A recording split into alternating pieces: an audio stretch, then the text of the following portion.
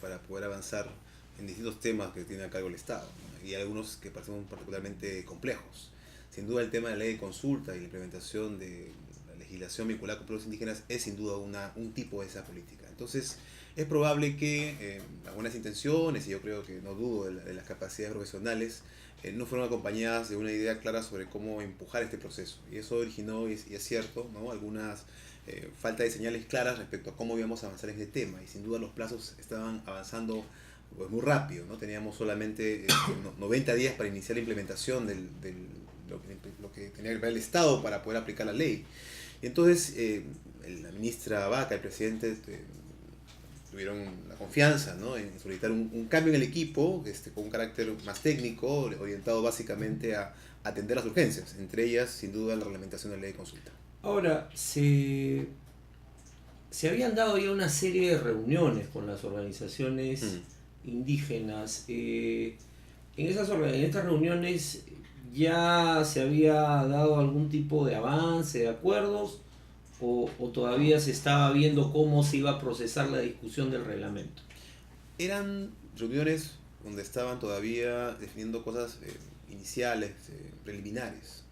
Y la primera cosa que hicimos el día lunes, que asumimos la responsabilidad de reunirnos con las organizaciones de alcance nacional indígenas y plantearles qué cosa es lo que iba a implicar digamos, la entrada nuestra al ministerio. Y en particular, uno, mantener los compromisos ya asumidos. Era importante, ya habían algunos compromisos, por ejemplo... ¿Cuáles son esos compromisos? Por ejemplo, culminar el proceso de reglamentación a más tardar el 10 de enero, ver el tema de la participación de los pueblos indígenas en el proceso de elaboración del reglamento, asegurarse que exista además una discusión sobre otro tema que también es importante, pero que es, digamos, mucho más allá, que va mucho más del reglamento, que es construir una institucionalidad indígena para el tema en el país. Que se supone que era la tarea que INDEPA tenía esa función. Claro, INDEPA era una parte de lo que necesita el Estado, ¿no? Pero la cosa inclusive, y lo voy a explicar un rato más, una cosa un poco más amplia, es decir, cómo el Perú, tú sabes, históricamente ha tenido muy poca política vinculada al sector indígena, ¿no? Luego la ha ido desarrollando, pero de manera fragmentada. Luego, ha habido un interés reciente en el tema indígena, en particular en la Amazonía, pero todavía el país no cuenta con una política estructurada, organizada respecto al tema indígena y a las políticas de reconocimiento. Entonces lo que se requiere es construir una estructura dentro del Estado que sea capaz de abordar esa agenda tan compleja. Y eso no pasa solamente por crear una entidad, sino pasa por crear un sistema nacional de atención de las políticas indígenas. Y vamos a ese punto, sí, porque me interesa sobremanera. En el Perú, como tú has dicho, si bien no ha habido una política articulada, en el Perú, desde 1920, las comunidades indígenas fueron reconocidas. Es decir, ha habido todo un desarrollo legislativo y de reconocimiento de derechos que sufre un cambio en fines de los años 60 con el gobierno militar de Juan Velasco Alvarado, cuando el término indígena desaparece. Velasco dijo en el discurso de reforma agraria del 24 de junio del 69 que era por un acto de reparación. Y el término efectivamente desaparece hasta el año 2002, me parece, que se da una ley en la que vuelve a aparecer el término pueblo indígena, que tiene que ver con los recursos, me parece, y también se habla de pueblos originarios en la reforma constitucional de la descentralización. Pero durante, que fueron pues casi 20 años, el término indígena no existió. Sin embargo, la población indígena estaba ahí. ¿A eso te refieres con este problema de... Eso es parte del tema, eso tiene que ver con el tema de la identificación de los pueblos indígenas, para empezar, ¿no? El regreso del término indígena y pueblo indígena tiene una causa internacional. Es la firma en el año 89 del convenio 169 de la OIT y luego su ratificación por el Perú en el año 93. Digamos, es parte de ese proceso por el cual regresa el concepto de pueblo indígena. Porque efectivamente había una visión, inclusive, de que era una palabra peyorativa. Así es. Por eso es que se decía que era una reivindicación el eliminar esa palabra y hablar más bien de indio, inclusive. Una expresión de racismo estatal. Exacto. ¿No? Pero hoy, a raíz de este discurso que tiene, como digo, un correlato internacional, entonces se está reivindicando el concepto de indígena, ¿no? Claro, ahora se reivindica el concepto, como tú bien dices, con el 169 se abre un nuevo ciclo, la ley de consulta es un hito en ese sentido, pero hay toda una legislación vinculada a pueblos indígenas, pero con otras denominaciones. Es cierto. ¿Cómo se va a armonizar esto? Ese es ¿No? un tema central, porque eso tiene que ver también con las preocupaciones de quiénes son pueblos indígenas y quiénes no. Así es, así es. Lo que hay que entender es que las organizaciones que han servido de base para la vida de los pueblos indígenas son no organizaciones estructuradas por ellos mismos, sino son formas que el Estado ha ido creando para permitirles a ellos formas de obtener tierras, de obtener derechos colectivos, etc. O son los nombres que el Estado le dio. Y son exactamente los nombres que el Estado le dio: comunidad campesina y comunidad nativa. Ahora, los pueblos indígenas, en estricto sensu, son algo más amplio que estas estructuras.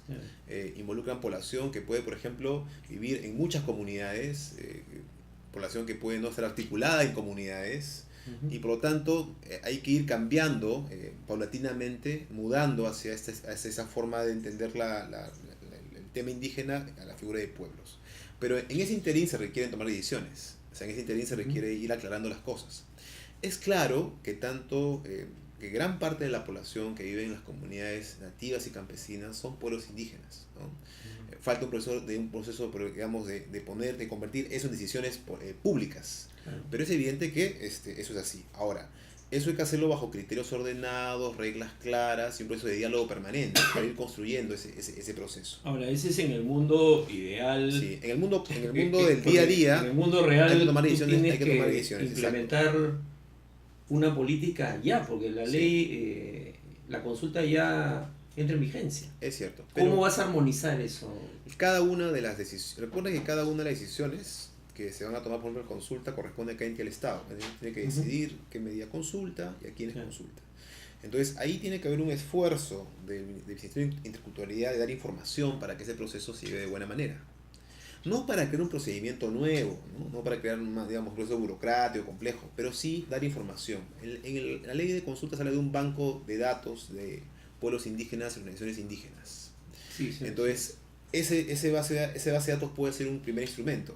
Ahora, algunos se preocupan, y lo he escuchado, de que esa base de datos sería un nuevo registro y entonces que tendrían que empadronarse, porque he escuchado ese comentario. No es así porque, para empezar, no se llama registro, fue inclusive el nombre escogido profesamente para evitar usar la palabra registro, porque el registro tiene una connotación de que si no estás ahí no existes. Así es, claro. Y eso tampoco en la legislación internacional no dicen eso, dicen que los pueblos existen por ser tales, inclusive más allá que el Estado los reconozca o no. O sea, el pueblo tiene una existencia más allá de la formalidad. Pero la base de datos puede ayudar a aclarar las autoridades de con quiénes debe interactuar en el momento del proceso de consulta. Ahora, la otra cuestión es que es un proceso que requiere también dos sistemas, digamos. Uno, por el cual el Estado establece, a partir de la información que tiene, la información que va a estar en esa base de datos.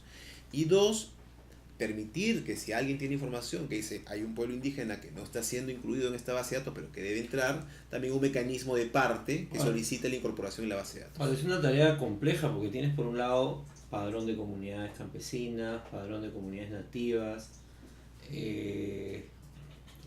todo lo que es la información referida a las lenguas, que no necesariamente está armonizada. O sea, esa es una parte del trabajo que es muy complejo. Así es. Pero además, revisando el reglamento, una de las tareas del viceministerio en relación a este tema va a tener que ser, van a tener que formar o acompañar los procesos. O sea, sobre todo al inicio uno ve muchas tareas y bueno, el Ministerio de Cultura es un ministerio nuevo. ¿Cómo ves este segundo componente, ¿no? Y alguna cosa es montar este sistema de información que permite identificar rápidamente ya, acá hay que consultar. Pero ustedes no son los que van a hacer la consulta. Así es. O sea, vamos a hacer consulta de las políticas que nosotros hagamos. De las que corresponden al viceministerio. Pero el resto le corresponde a los demás entidades del Estado. Y donde no hay una práctica, ni un conocimiento, ni una visión intercultural de lo que es la gestión pública. Entonces, tienes casi una tarea de evangelización. Ahí viene las habilidades de gestión pública. Una de las cosas que hemos aprendido, práctica personal, pero también de la experiencia de otros colegas en otros países, en temas como, particularmente lo que he escuchado respecto al tema indígena, ¿no? Es que en todos lados es un proceso que no se puede intentar hacer todo al mismo tiempo. Es muy difícil, inclusive los estados con capacidades no se han atrevido a una cosa tan compleja, tan audaz, pero sí han seguido un principio, que es escuchar a los pueblos indígenas, sentarse a la mesa con ellos, explicarles las condiciones de partida y a partir de ahí priorizar. O sea, ¿qué es lo más importante? ¿Dónde vamos a aplicar inicialmente los recursos escasos del Estado? ¿Dónde hay que poner más atención y empezar por ahí? Y además ir generando las experiencias y las capacidades de manera paulatina, de tal manera que poco a poco se vaya avanzando en otros sectores del Estado. Pero eso tiene que ser conversado, discutido con los propios pueblos indígenas. Claro, y ahí la pregunta es, ¿con quiénes? Claro, cuando hablamos de pueblos indígenas, de nuevo, estamos hablando en abstracto, pero ¿con quiénes es con quien tiene que conversar? Porque obviamente no es que vas a hacer una encuesta nacional, ¿no es cierto? Sino que hay organizaciones, unas más representativas que otras. ¿Quiénes son los interlocutores claves, a tu entender? Nosotros hemos hablado de organizaciones indígenas de alcance nacional, es decir, organizaciones que por diversas razones en algunos casos han tenido un esfuerzo ya de muchos años, orientados a organizar grupos que se entiende están cerca de los pueblos indígenas y que por lo tanto pueden ser un interlocutor de partida. Estamos hablando de AIDC, CONAP. Lo que ahora están unidos a través de esto que se llama Pacto de Unidad y CONAP. Son 6 organizaciones. Sin duda hay muchas más organizaciones de nivel regional, local, ¿no? Pero si vamos a discutir el primer piso de la política nacional, entonces requerimos interlocutores nacionales. Ese es un principio básico. Lo otro es que es cierto, o sea, no es una solución perfecta, no es una solución ideal, digamos, porque si hubiéramos ya una organización indígena fuerte, bien organizada, claramente definida, tendríamos un interlocutor mucho más claro, ¿okay? Pero eso es lo que existe. Entonces, los estados que han empezado esto han dicho, bueno, ¿quiénes son los que pueden ser interlocutores? Porque necesitamos un interlocutor, no podemos hacer este proceso en el aire. Claro. Y tampoco es inviable intentar hacer pues una cosa entre las 6.000 comunidades campesinas y las 1.500 nativas, claro. Eso no es viable. Entonces, hay que ver estos mecanismos. Lo segundo es que, y eso también parte de una política seria en cualquier país, es que hay que invertir en el fortalecimiento, no solamente de la identificación, sino luego del proceso de construcción de organización que permita a estos pueblos indígenas de manera autónoma ir construyendo sus propias organizaciones que terminen generando un interlocutor aún más válido en los procesos. Ahora, pero ahí pueden algunos acusar al Estado de estar justamente interviniendo en la, por eso se requiere, en la autonomía, ¿no? Por eso se requiere un sistema nacional de políticas que esté encabezado por un organismo técnico especializado, que cuente con una participación efectiva de los pueblos indígenas en algún mecanismo de participación creado formalmente dentro de él. Que no sería lo que era INDEPA. Que sería una cosa más compleja que INDEPA. A ver. Porque INDEPA era simplemente una OT. Sí. Era una OPD cuando fue creado. Organismo público para los televidentes. Sí, un organismo público centralizado, que era una entidad, un pequeño ministerio, ¿no? Un pequeño ministerio chiquito. Hoy en día eso ya no existe, esa figura. Hoy existen organismos públicos, pero ya eso no existe tampoco. O sea, hoy INDEPA no existe con esa categoría. Pero lo que se requiere es construir un sistema nacional de política indígena y tener un ente rector, que sea un organismo técnico especializado. Y ese organismo técnico tenga como función central la rectoría de las políticas indígenas que se desarrollan en todo el Estado. Y para que eso funcione, esa entidad tiene que construir una política explícita, que implica objetivos bien definidos, metas bien definidas, indicadores de las políticas y un mecanismo de evaluación. Claro, porque estaba pensando en relación a lo que han sido las políticas públicas en el tema indígena en el Perú.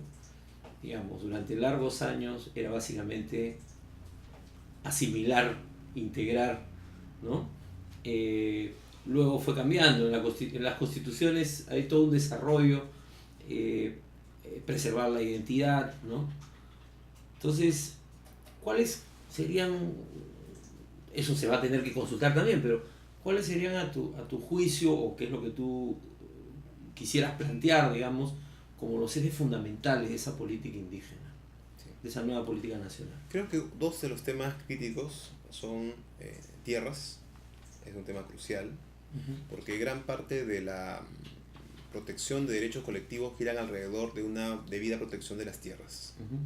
Ahora, cuando hablo de tierras, no me refiero solamente a la tierra en propiedad, también hay otras figuras en el derecho que se permiten, como por ejemplo la cesión en uso de los bosques naturales, o la ocupación ancestral o en posesión de ciertos espacios que no están en propiedad, pero que hay un uso que debe ser reconocido, ¿no? Entonces, es el primer tema. Esa política es clave, porque yo diría que es casi como el inicio de una política clásica de derechos, que empieza por reconocer el derecho a decidir lo que cada persona, en este caso cada colectivo, quiere hacer con su vida, con su destino, y tierras. Bueno, y contribuir a la seguridad jurídica a la comunidad. Esos dos derechos son claves para que esto empiece a funcionar. Ahora, esa política de tierras, hoy en día inclusive está como fragmentada. Tenemos COFOPRI por un lado, tenemos Ministerio de Agricultura por el otro lado, gobiernos regionales por otro lado. Entonces, una de las primeras cosas que hay que hacer es empezar a trabajar con los sectores, a ir ajustando estas políticas, estableciendo marcos ordenados para ese tema. Lo segundo es, el segundo elemento clave, es el tema de lo que se ha llamado la agenda histórica de los pueblos indígenas, que tiene que ver con la ausencia de políticas para atender cosas tan elementales como educación, salud e infraestructura. Que son elementos claves que... Justicia está en tu... Hay un elemento más complejo que tiene que ver con los asuntos vinculados con ciudadanía y justicia, que es un tema que tiene otras características. Porque en el tema de ciudadanía y justicia, el tema de ciudadanía tiene que ver con si va a haber algún mecanismo especial de representación de los pueblos indígenas dentro del sistema democrático. Es una discusión que yo no tengo todavía ninguna idea formada, pero es que es un punto clave de la agenda, ¿no? Recuerda la cuota indígena en el gobierno regionales y municipalidades. Y luego tenemos el tema de la justicia comunitaria, que también implica un reconocimiento de una autonomía, un espacio dentro de la justicia autónomo para ciertas decisiones. Y que en la Constitución del 93 ya había un primer nivel de reconocimiento. Así es, ¿no? Está reconocido. Ambos casos, no estoy hablando de cosas que no están ya no claro, los dos que señala uno están en la primera en el 2000, la reforma del 2002, sí, ¿no? Y la otra en el 93. ¿No? Entonces, digamos, son temas cada uno que son agendas muy, muy, muy complejas. Entonces, ahí viene el tema. INDEPA, o lo que existía, no podría resolver todos esos temas por sí solo, porque son decisiones que no corresponden solamente a esa entidad. La justicia requiere conversar con el Poder Judicial, con el Ministerio Público. En el caso del tema ciudadano, es la Nacional de Elecciones, implica posiblemente reformas institucionales.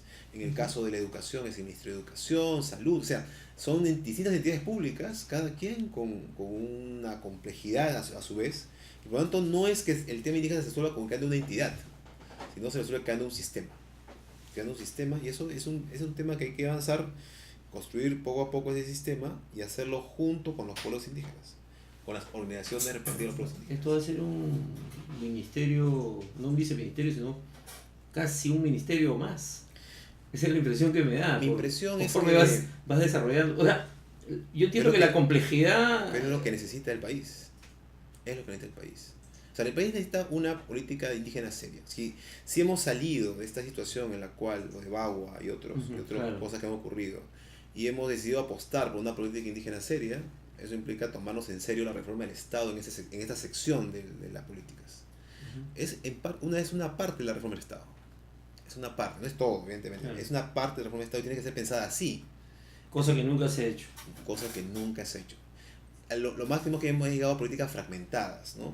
O a una política de reivindicación de derechos, pero que no ha sido acompañada del diseño del Estado para hacer que eso se vuelva concreto. Es decir, no basta decir hay un derecho a la educación intercultural bilingüe. No, eso no es lo que resuelve el tema. Lo que tienes que resolver es, ¿cuál es el presupuesto para ese tema? ¿Cuáles son los indicadores de educación intercultural? ¿Cómo se van a financiar los profesores del tema? ¿Cuántos profesores van a ingresar a las universidades, a los centros de formación profesional de profesores? ¿Cómo es que se va a articular la producción de material educativo? ¿Qué lenguas se van a priorizar para el proceso? O sea, ese es el tema real. Eso es lo que convierte los derechos en cosas concretas, y no es solamente discurso. Si no, no habría inclusión, digamos, en la lógica de lo que es una línea fundamental de este gobierno. Yo lo diría que sin educación intercultural bilingüe no se dan las mismas oportunidades a todos. Y como ha dicho la ministra Trevelli, el centro de la política de inclusión es dar igualdad de oportunidades a todos. Lograr que existan para cualquier niño o niña que nace en este Perú condiciones más o menos similares de oportunidades en el desarrollo de su vida. Si logramos eso, sería sin duda un éxito. Iván, vamos a hacer un pequeñísimo corte y luego vamos a un bloque final para hablar sobre consulta y industrias extractivas. Ok.